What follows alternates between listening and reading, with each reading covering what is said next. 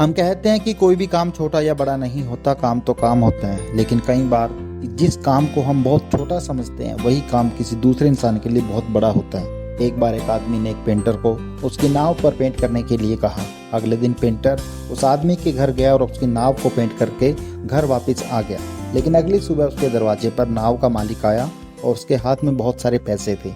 नाव के मालिक ने वो पैसे पेंटर को देने चाहे तो पेंटर बोला कि मैंने कोई इतना बड़ा काम थोड़ी किया है जो आप मुझे इतने सारे पैसे दे रहे हो।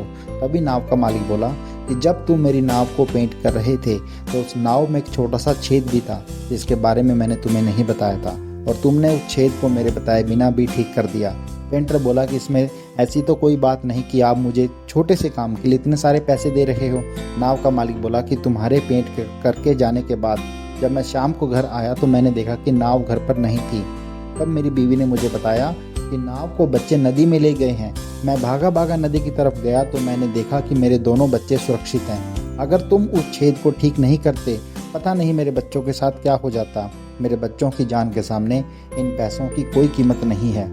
इस कहानी से हमें क्या शिक्षा मिलती है? यही शिक्षा मिलती है कि कोई भी अच्छा काम हो उसे कर देना चाहिए। हमारे लिए कोई काम अगर छोटा है तो वही काम किसी दूसरे के लिए जीवन मृत्यु का सवाल भी हो सकता है। धन्यवाद।